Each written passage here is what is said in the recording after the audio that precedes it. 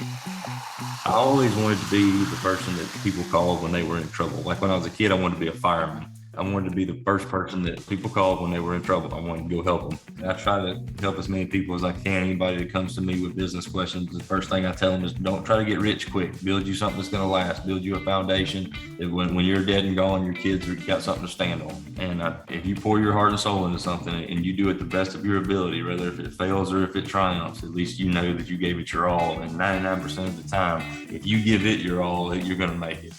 Welcome back to the Bottled Up Podcast. Wow, do we have a treat for you on this second episode. The description of Renaissance Man gets thrown around a lot these days, but in my humble opinion, our guest today, Zach Rushing, really fits this lofty title.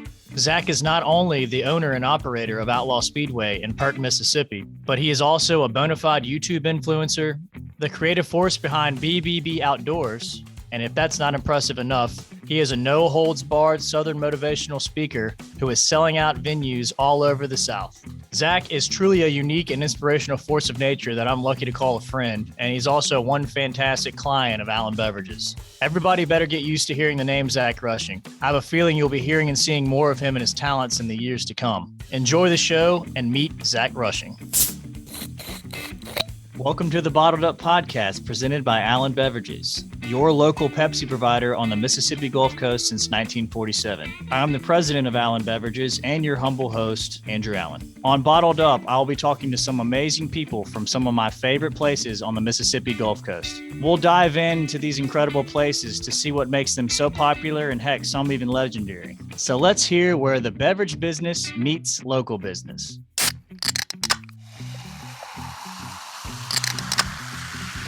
Hey, Zach Rushing, thanks for getting on the Bottled Up Podcast, man. I appreciate it, buddy. I appreciate y'all having me. I know that we've known each other for probably, a little over a year now. And I think that we have the same ideologies when it comes to family-owned businesses and running businesses. And we kind of stand on our own 2 feet when it comes to how we represent ourselves out in the business world. So I kind of wanted to have you on just to get your take on a few things. You know, I just really appreciate you taking the time out to get on here for our second episode. My pleasure. My first question is, how did your family and how did you and your dad and your grandfather as well, how did all y'all get into the racing business? Because I don't know if the listeners know, but y'all own Outlaw Speedway. So how did that come about? So the initial entry of us getting into racing wasn't so much involved with me. When I was a child, I guess I must have been about 8 or 9. We had another racetrack down here on the Gulf Coast, and it was called South Mississippi Speedway, and it came up for sale. And my dad was kind of one of these people who he never liked to do the same thing for too long. He always wanted to go out and go venture and go to start new businesses and this, that, and the other. I guess he just got bored. And so he bought South Mississippi Speedway in 2002, and we ran it out there until Hurricane Katrina come through in 2005. And ever since then, we ran it maybe a year or so afterwards, but the coast was so demolished and nobody really had cars anymore. So it went out of business. And then once I went off to college, my dad called me up. He said, "Hey, look, I got an idea." And anytime my dad called me up with an idea, I was always like, "Oh Lord, what are we doing now?" And he said, "I'm gonna build us a racetrack. I'm gonna build it how we've always wanted one." Because when we love racing, I mean, we grew up watching NASCAR and all that type of stuff. And even when we didn't have a racetrack, we would always visit other dirt tracks around the Southeast. And he said he was going to build us a racetrack. So when I graduated college, I came back and I had seen how much blood, sweat, and tears that him and my grandfather had poured into this project. But being 56 and 74, I mean, there's only so much they can do. You know, they can only swing a hammer so many times a day. So I thought it'd be a good time to put my plans on the back burner and help my dad fulfill his dream, which was build Outlaw Speedway. And so I just kind of jumped right in there with them. And from 2013 to 2019, we were up there every day, 6 days a week, 10 hours a day. You know, some days we got a lot done. Other days we just drank a lot of beer. But I mean, we did get we ended up getting it finished up in late 2019, opened for a couple races in 2020. And then 2021 was our inaugural full season, which I was happy that you came on board with it. You made it a lot easier than what it was going to be. So I want to say thank you for that. Not a problem, Zach, man. So what I'm kind of picking up on is that it was kind of like you just like went in head first. Your dad started, you came out of college and you're like, all right, so this is what we're doing. And you kind of just learned as you went, right? Pretty much. Yeah. I've never been one to let somebody go at something alone. I've always wanted to be involved because I live in fear of that one day that I'm going to need some help, and maybe all these people that I helped along the way, and maybe they will return the favor and help me out in my dreams as well. Yeah, that's a good way to live, man. I kind of feel the same way. It's interesting just kind of having conversations with you throughout the last year and a half, just the logistics of putting on one of those events with the amount of personalities, the amount of humans you have to deal with. And that's the hard part. Would you say that that would be the most difficult thing, is just managing the humans, managing Absolutely, it is 100%. I mean, if people think you just open the gates and collect the money, and I wish it was that simple. Right. But when you have 2,500 to 3,000 people in there a night, and you're trying to not so much cater to them, but you're also trying to make sure they have an enjoyable experience. Things that don't go through normal people's minds is like we spend hours the previous week on playlists for our downtime, like when the cars aren't on the track and the speakers are going and we're playing music. Well, some people might not like old country. Some people might not like AC/DC. So, I mean, it's little stuff like that. And, some people might not like hamburgers. Some people might not like the seating arrangements or the amount of dust on the track, or, the color of the workers' uniforms that night. It might be that they can't pick out somebody that works there when they need to ask them a question or something. There's a lot of meticulous things that go into running a business of that size, but the details, man. It's all in the details. And that's one thing that I have kind of picked up on over the last year, is that poor preparation is definitely going to give you poor performance. But if you try to just cross all your T's and dot all your I's, I haven't had any big complaints. You're always going to have those one or two people who hamburger was cold or French fries had too much salt on them, but you just kind of got to let the rough end drag when it comes to that kind of stuff. I agree, man. And knowing the level of business that you guys pump through that place with the footprint that you're dealing with is incredible. I mean, I know that we have a guy who spends his entire weekend and nights there just filling the coolers and making sure that the drinks are cold, because they're selling so fast that he can't even keep up. Yeah, he deserves a raise. I just want to let you know that. I'll give him a shout out. That's Chris Greenwell. He got his 5-year plaque, I think, with us. Yeah, he's worth it, man. He loves selling drinks. So that's one of the things that when I came on board with y'all, I was coming off of a company who I'm not going to mention, but everybody knows who they are, and they just weren't very hands on. And like the first night we opened with y'all, and we had all y'all's drinks, coolers, and beverage machines in there. We sold out of the amount of drinks we had in the coolers in the first 45 minutes. And I didn't have to ask him to start restocking coolers or anything like that. He was actually in line to get him a hamburger because he just come to the races that night. He saw the dilemma that we were going with, which, to be honest with you, at that time, I was not concerned with, because I have 1,500 other things to be concerned with. I have a manager for that. My mother manages the concession stand. We're pumping 1,500 hamburgers out of there in 3 or 4 hours. She didn't have time to restock drinks, but for him to take the initiative to just stop what he was doing, went and grabbed the key, popped open the truck, started filling coolers and icing down drinks. That was pretty much the nail in the coffin. And I ain't never going with nobody else. You know what I'm saying? Because that's that small town feel that I try to portray. So that's the same thing that I want to receive. Yeah, and that's kind of what I told you, man. I mean, we didn't even sign any agreements or anything. It was all based on a handshake deal. And, that handshake means a lot more than anything on paper, in my opinion. My competitive advantage versus the company that you're talking about is service. It's the human element of it. And I was telling this to my guys when I was making speeches at the Christmas party. I said, listen, the most important asset that any business has are the human beings that work for it. And if those human beings are all on board with what that company is trying to do, then there's no greater power that you can have, because it doesn't matter what you're pouring or what you're selling out of a cooler. If it's not in there and you can't get it, then there's no point of even, and who cares what the logo on the cooler is, right? That's right.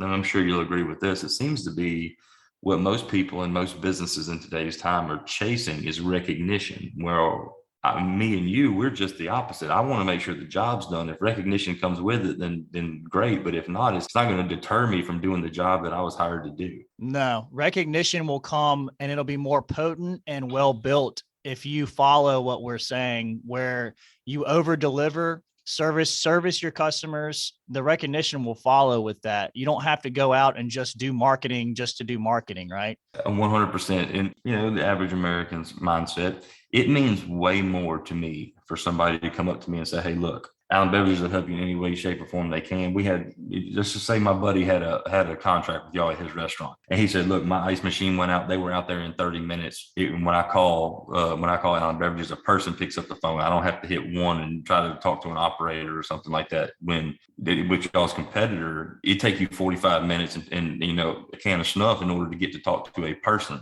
Yeah. Where by the time you actually get to talk to a person with that company, y'all are already on your way to come fix my problem. That just from somebody, a real person telling you that in the world, that's more recognition than a $15,000 billboard. That's You're right. going to get way more response out of it. Hey, Zach, I want to kind of shift gears a little bit, man, and talk to you about, your social media prowess. When did you start kind of climbing that mountain and getting really, really active on social media? It wasn't ever really a plan, to be honest with you. I made a couple of videos back in 2019, and I was just messing with my buddies. And it kind of snowballed from there, because the first video that I posted, it got 20 million views, and the second video I posted got way more than that. I think I was in the billions of views on that one. And somebody just reached out to me from Facebook. It was like, "Hey, look, you're getting too many views for a normal page. You need to create a page where people can go and follow you and watch your content, because it seems like people really enjoy what you have to say." Right. So it just kind of snowballed. So I started making videos, and some days I'm funny, some days I'm raising money for kids with cancer, some days I'm teaching the kid a life lesson, but people seem to really respond to it. And it's been a wild ride, but I've enjoyed every minute of it. I can't believe that all that's happened in the last 2 years, man. It was a very quick climb. My head's still spinning from the altitude change. Outside looking in, a lot of what, in my opinion, the reason why you're growing so fast is you're saying things that people wish they could say. Yeah, and that's a benefit that I have by being a small business owner. I can't fire myself. And if the majority of these people out there were to say the ideologies and the ideas of what I say on my videos, they would get fired, because it's not permissible public relations. Right. But it's what people need to hear. And in today's day and time, I do believe that one of the biggest problems we have in this nation is everybody's got way too confident behind a keyboard, but they won't tell you the same thing in person.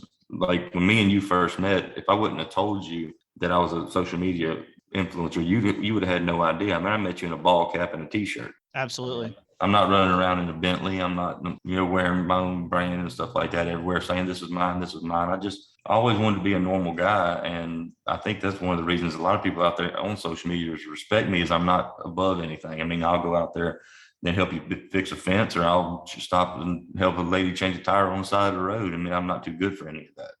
Right. You haven't gotten too big for your britches, as they say. That's a good statement. That sums it up right there. Well, I didn't even know when I spoke to you, I didn't even know that you had anything to do with social media. I think on the way back from meeting you, Dwayne, my service manager, told me, he's like, "Yeah, Zach's really big with Facebook. He has millions of followers." I was like, that's awesome. That's amazing. So you're now turning a corner, kind of the social media push right now. You're starting to go out and actually do some stand-up shows. How many shows have you done so far? I've done 2 so far, and I was actually had an entire tour planned for 2020, but as well as I do that we didn't nobody get anything done in 2020. No, it's a wash. Yeah, you can hang that one out to dry as a wash. They kind of put a damper on that, and then with the racetrack opening up in 2021, I was more preoccupied with that than I was trying to focus on myself. But the demand for me to go out and go meet these people and give them a live show, because social media has gotten to the point now that it is so censored that you can't say what you want to say, or they're going to take your page down. Right. And in order for people to hear me in a raw, unfiltered way, I'm going to have to go out on tour and go see them. And by the response of the ticket sales, man, the people are all about it. I'm sold out in 13 cities right now. And I haven't even done my first one for the season. Let's talk about stand-up. How did that come about to where you were like, all right, this is the format that I'm going to do? Because stand-up's a ballsy move. It's you and a microphone, and you are the only person talking, and you're having to engage with an entire audience of folks. How was your first show? Were you nervous? Nervous and anxious at the same time. But see, here's the thing with me. I won't do comedy clubs, because I don't label myself as a comedian. I never have. I actually label myself as a motivational comic. because I will take real life instances and I will find the humor in them, but also teach you a lesson during. That's why I brought some of the stories of my little nephew and stuff like that into my stand up, because I can't say what he says on social media and it register to you, but I can say it in person. And trying to teach him how to grow up and be a man, because I'm a big believer in the old ways of being a man. I believe a man ought to be strong. I don't think he needs to, every time the wind changes directions, I don't think he needs to go find a safe space and cry about his feelings and talk Right. about how what you said hurt his feelings. I'm from the old ways. I'm from the ways where if you got in a fight with an old boy, if he beats you up or you beat him up and you help him up and go buy him a beer afterwards and it was over with. But nowadays people, they won't do that. They'll pull a knife on you or a gun or whatever it may be. And I think that's one of the reasons why I'm so comfortable on stage is it is me. They paid good money to come see me. They know what I stand for. I've been very transparent with that. So I really only have to get up there and be myself. And Yeah, in today's day and time, you don't get to do that very often without consequence. that's true. Well, I'm glad to hear that it's not a real big issue for you to get up there and do that, because I mean, I know that I'm a pretty big fan of stand-up comedy. Some people view it as like the most purest form of comedy because you have to rely on yourself, your brain, and you have to entertain a group just from your thoughts and your ideas and your experiences. So, I mean, I commend you for going that route, man. And 13 cities. I don't know. I don't think I could do that, but I think that you're going to pull it off pretty well, man. I've heard you speak. I'm sure you could handle up on it. I'll tell you a trick that I did. I don't do comedy clubs, only do bars. If they get drunk, you're way funnier. Yeah. Well, that's why they always give free drinks away with every ticket. That's exactly right. Well, cool, man. So when is your first city you're going to hit next year? I'm January 20th. I'm in Baton Rouge, and then we're off to Texas and Tulsa, Oklahoma the next weekend. We can't go up north until it defrosts. So we're gonna take 4 weeks off and kick the racing season off and turn around and head up to Michigan. We go from Michigan to Illinois to Minnesota to South Dakota, North Dakota, over to Idaho, and then we're coming down the West Coast. Wow. You're going to be gone a lot of next year. Who's going to be handling the track? I only scheduled races on weekends that I'm home because I don't trust anybody else to run that thing like I can. Well, it's like you said earlier, man. It's you're putting a product out there, right? And right. You are trying to cater to people who want to see dirt racing. And if you let someone else do it, that product is different with someone else on the helm. That's exactly right. And it sounds really bad, but a lot of the people who do come to the racetrack, they'll wear my Triple B brand, or they'll wear Outlaw Speedway shirt or something like that, and they want to take a picture and give my autograph and stuff like that. And it does bring business into the racetrack, which I love meeting people. So I want to be there. If they travel, I have people who travel 600-700 miles to come to a race to get to meet me. I don't want to have a race and not be there, and them travel all that way not knowing that I'm going to be there. So I just took it upon myself to put my tour first, but I'm working around the racetrack with it. I think that's nice of you, man. That kind of backs up what you're saying as far as, it's not about, you want to be a normal guy, but you also still want to kind of have this alter ego. But the difference between the alter ego is that none of your personality traits have changed, right? Yeah. I'm just a little bit more unfiltered. Absolutely. Yeah, I totally get it. We are celebrating, I don't know if you know this, man, but next year, as far as our company is concerned, we're celebrating our 75th year as being a company. So, man, that's awesome. Yeah. So we're really looking forward to getting the word out there across the coast of Mississippi. We've been around for 75 years, and we want to kind of give back and kind of help the community out and do it in a way that would be fitting for, my grandfather, my dad, do it a way that they would like, do it in a way that they would approve of. So I completely understand that, because my father passed away last year after we had our first race. And every time I open that racetrack, I'm doing it in a way that I know it would make him proud. So I understand 1,000% where you're coming from. That's another thing we share, because my dad passed away in March of last year as well. It's not so much of a burden as it is just a weight that gets put on you. But knowing the life lessons that our fathers have taught us, they taught us to be strong. They wouldn't have left. I've always said my dad wouldn't have left this earth in the same way with your father if they didn't think we could handle things the way that it needs to be handled. So it was like a passing of the torch to us. And now it's our time to make sure it happens. Well, another thing that our lives kind of mirror is that we were in the game with our dads for a certain period of time to prepare us for this. Right. Imagine if you got straight out of college and he passed away. Oh, I'd be lost. Absolutely. I wouldn't know what to do. No. But luckily I'd been in a position of being the GM of this company for 3 years before it happened. If it hadn't have been that way, I mean, I just think of how bad that would have been. It's almost like our fathers knew what was coming. Like, they're always smarter than we are, because my dad did the same thing with me. About 3 years out from his passing, he started incorporating some of the major business decisions and stuff like that into my hands and seeing how I would handle it. And by the time that he did pass away, I was running everything similar to how you were. Yeah. And it's like they knew. We'll never know if they knew, but in my heart, I think they kind of had a game plan. Yeah, it's really, really weird. But I do understand how you feel about that weight. The number one thing that I miss is the idea, bouncing the ideas. That's it. And bouncing the decision making, like say, like, Dad, this is where I want to go with this. What do you think about that?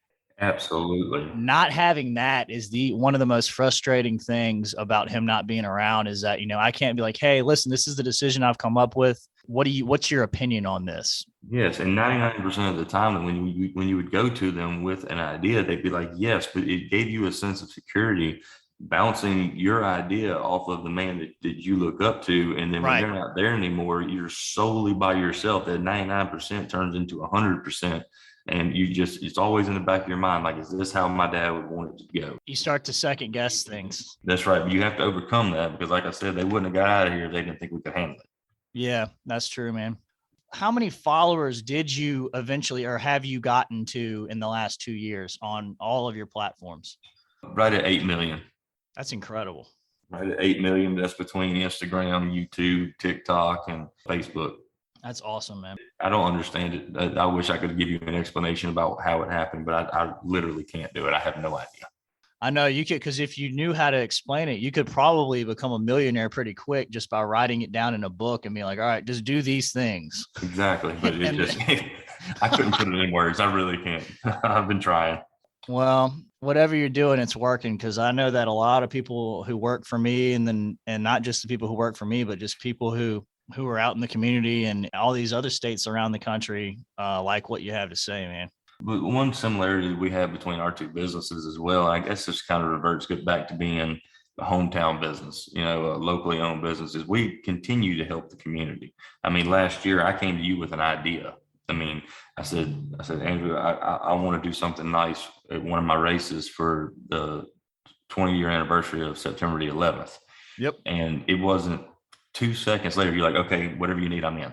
I mean, that it didn't take me coming in with a PowerPoint and a tax ID number and this, that, and the other before you decided that you were in or not. You wanted to help out the community. You wanted to remind the community that Allen Beverages and Outlaw Speedway, that we are about helping out and remembering those who fought for us and what we stand for. And we're not afraid to show what we stand for. And that goes a long way with a lot of people. I know we don't get a lot of recognition for it, but people always remember that type of stuff. Yeah, but Zach, you and I both know it's not about the recognition. Whenever we do nice things for people, and, people are super gracious and they just are very, very thankful. I tend to get a little shy in situations like that, because it's all for a great cause and it's all to help everyone. But I don't really like the adulation that much. That's the same way I am. I like to just do it and then find the next thing to do.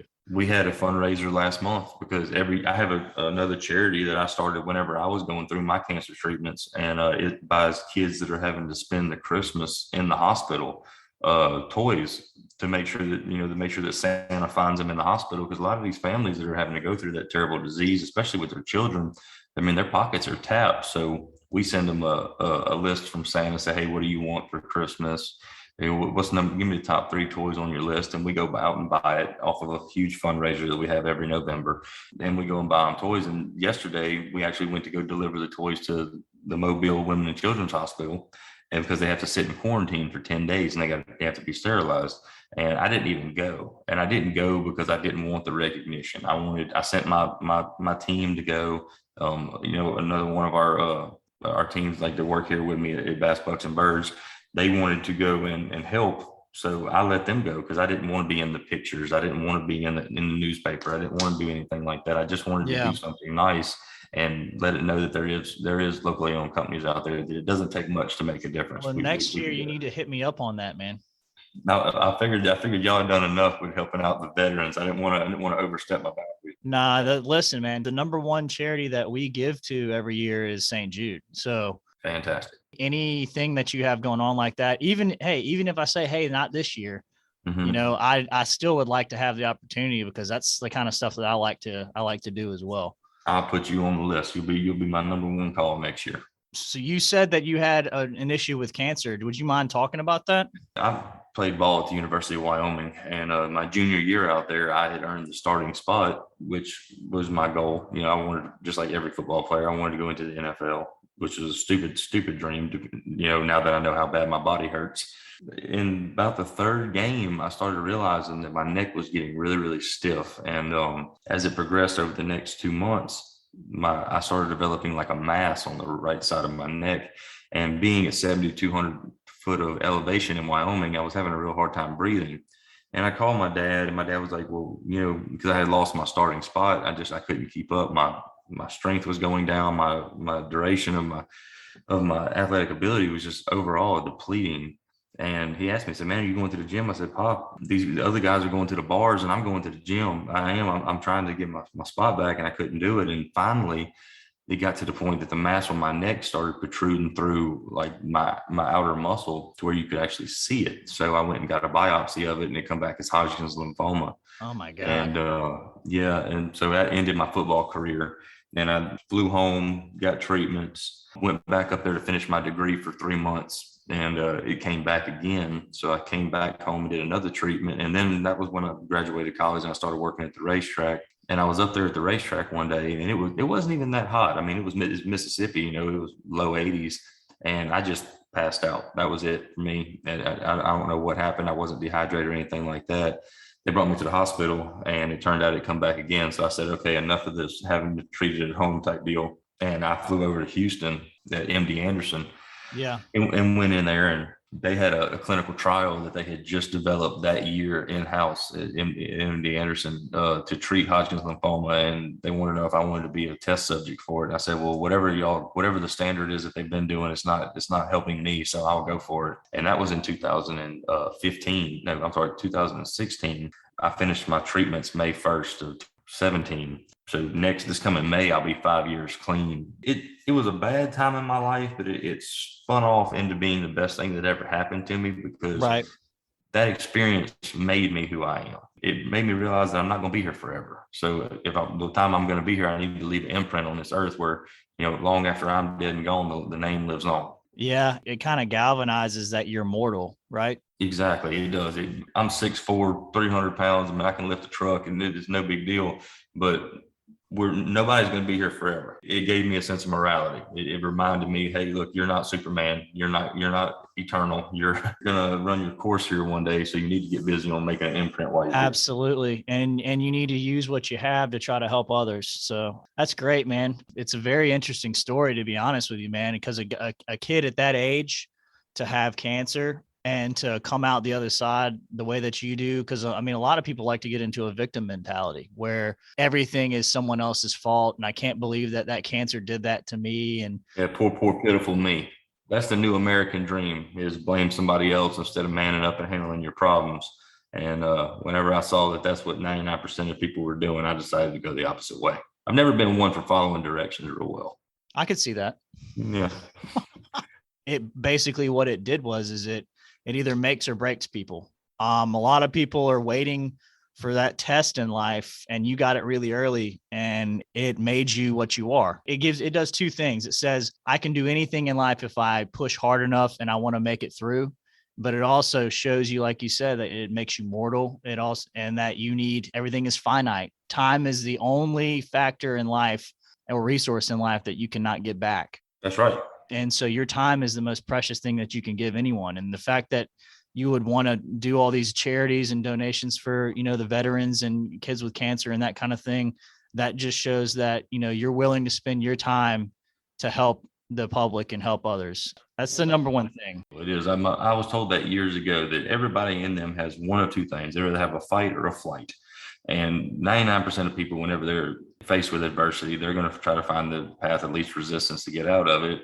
When the 1% that go through it, when they emerge, they're stronger than before. That's what I did a speech not too long ago for a local high school. And I told the boys on the team, because they were down, they had done lost 2 games early in the season. I told them, I said, boys, the time that y'all are giving each other out here on this field is the most precious resource that we have in this earth. Because the one thing that you, no matter how much money you ever make, no matter how much good you do, you can never get that moment back. So the time that you protected your quarterback from the blind side and you took a hit for him, that's something that he will always carry with him. Now, you don't get anything for that gift except the fact of knowing that you did what you were supposed to do. It turned them around. It got a couple of them to thinking. The path of least resistance isn't always the right way. No, it's not. It's the easiest way. That's right. And nothing worth having comes easy. So, Zach, we've talked about Outlaw Speedway. We've kind of gone into your history with that. We've spoken about your upcoming comedy tour and how you've been doing shows, a couple of shows so far. But tell me about your brand, BBB, Bass, Bucks, and Birds. That's it, man. And that's one of the funniest stories that you'll probably ever hear about how a business got created. In 2018, me and 2 of my buddies were on our way to the deer camp.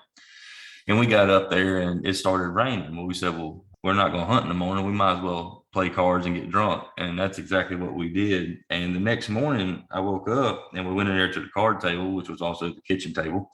And on a napkin, there was an emblem that was drawn. It was 3 bees, and inside each one was a different animal. One was a bass, one was a buck, and one had a turkey and a duck in it. And it wasn't really professionally drawn. It was just enough where I could make out what it was. I didn't remember drawing it. I was on that wild turkey pretty strong, and I was. And I asked them, I said, what is this? And they told me, they said, man, last night, once you got time went on, you just started doodling and you wouldn't shut up about this great idea you had.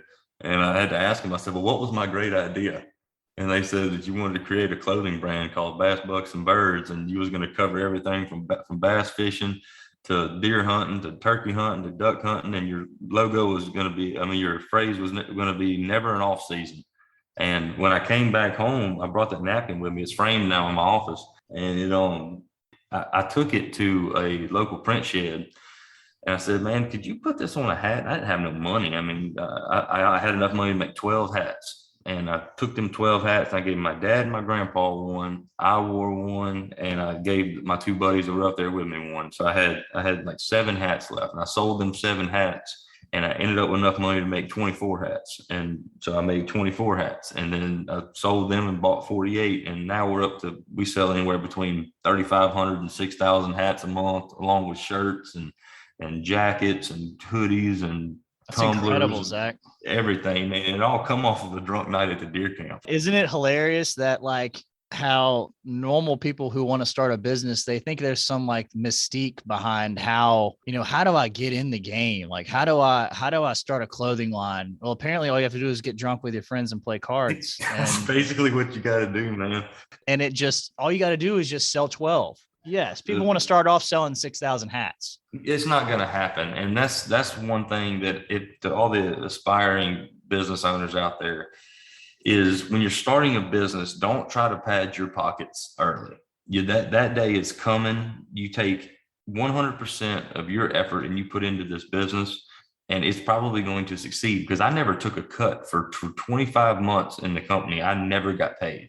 I used every dime that the company made in order to build the company. And then when I got to the point that I ran out of stuff to buy, I was like, okay, maybe I can go buy me a hamburger or a can of snuff now. But I never tried to pad my pockets. And that's a mistake that I see a lot of early on businesses doing, where they'll have a great opening week and all of a sudden the owner's, walking around with $10,000, $15,000 in a rubber band in his pocket. And I just shake my head. I said, he ain't gonna make it. I totally understand. And I've been there, man. The company is everything, right? That's it. So if you take care of the company and it's healthy, it will take care of everything else around you. That's exactly right. If you pour your heart and soul into something and you do it the best of your ability, whether if it fails or if it triumphs, at least you know that you gave it your all. And 99% of the time, if you give it your all, you're going to make it. That's right. And if the company's healthy, say something bad does happen, right? And you need to borrow some money from the company, that money will be there when you need it, but you shouldn't automatically assume, all right, I'm the one that had the idea, I'm going to start sucking the money out of this thing. Exactly. That's not how it's supposed to go. No, and I wish more people understood that. I try to help as many people as I can. Anybody that comes to me with business questions, the first thing I tell them is don't try to get rich quick. Build you something that's going to last. Build you a foundation. When you're dead and gone, your kids got something to stand on. So Zach, if people want to find out more information about Outlaw Speedway, upcoming races, anything like that, location, where would they need to go to kind of check that out online? One of the best things that I can say about social media is it's pretty much where everybody gets their information these days. So any of my businesses, we make sure we have a very active and very up-to-date Facebook page.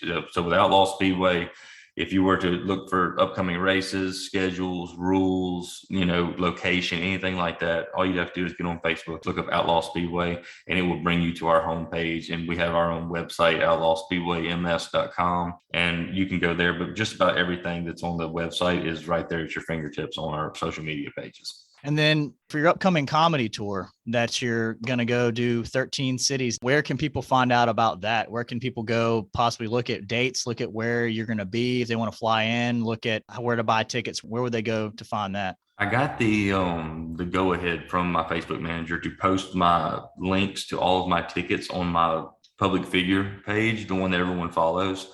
But also, if you're not on Facebook, whatever, you can always go to eventbrite.com and just search Zach Rushing, and all of my tickets will come up from every city and my entire tour. And you can click on the link, and that's how you can get the ticket. Good deal, man. I'm sure that's going to be a success as well, because people kind of like to hear what you have to say. I hope that continues. If people want to find out a little bit more about BBB, I'm sure that they can purchase stuff online. Where would they go locally to find your apparel? Actually, right now, because of the amount of stock that's actually out there, we haven't even gone retail yet. So we're selling completely 100% online sales right now, because basically can't feed the beast in retail. So right now, the only place to get Triple B apparel is bbboutdoors.com. And we also are on Facebook. And if you follow the Facebook page, every week we post a code, 10, 15, sometimes 30% off our merchandise every week, where you can save a little bit of money. But every item that you do buy from Triple B goes to help some kind of cause. And it has a description underneath each item out there, from our subscription boxes to our hats, to our shirts, to our tumblers, whatever it may be, and what charity that the portion of the proceeds goes to help out. That's really great. We try to give back when we can. And of course, if anybody wants to see what Zach Rushing does, you can go to his YouTube page. Zach, do you want to kind of point them in a direction where they can come see some of your content online? Yeah, one thing people need to be careful of when searching for me on social media is all of these scam pages that pop up from time to time. So whenever you search for me, whether it be on Facebook, TikTok, Instagram, YouTube, just make sure that you're following the authenticated page, and you'll notice it, because it'll have hundreds of thousands of followers or millions of followers. Just don't go follow a Zach Rushing page that has 12 followers, because they're probably trying to get your credit card information in some way, shape, or form. But as far as all of my platforms, I don't have no nicknames or nothing like that out there. I don't have no underscores or @ signs or nothing like that. You just go to whatever your preferred social media platform is, type in Zach Rushing, and I'll pop up. Hey, Zach, man, I know how busy you are. I know that you have your hands in a lot of stuff. So I just really appreciate the time you spent with us. Thank you for coming on. Anytime, buddy. Anytime y'all need anything from me, I'm just a phone call away. Absolutely. Thanks. All right, buddy. Y'all take care. I'm going to go get me some lunch. Wow, I told you that Zach was a business and creative force of nature, but we barely scratched the surface of all the irons that Zach has in the fire with his career and life. In this age of social media influencers and fly-by-night YouTube celebrities, it's a breath of fresh air to meet a truly authentic person who has got something to say and is finding a huge audience. Plus, he is not all talk and is sharing something real with the world with his growing brands and companies. So do yourself a favor and check out Zach at one of his many stand-up Southern motivational shows, or check out his great outdoor apparel at bbboutdoors.com. And definitely make a trip to see some real racing at Outlaw Speedway, and maybe grab an ice cold Pepsi while you're there. Thanks for listening to the Bottled Up Podcast. While this is only our second show, we will be adding new places for you to find Bottled Up every week. Right now, we are only found on SoundCloud, the Allen Beverages Facebook page, and our Allen Beverages YouTube channel. Plus, you can find the show on the Deep Fried Network at deepfriedstudios.com. Want us to deliver this show into your email inbox as they drop? Want to tell us about how you like the show? Or you want to tell us about a Gulf Coast restaurant or bar you would like us to spotlight in upcoming episodes?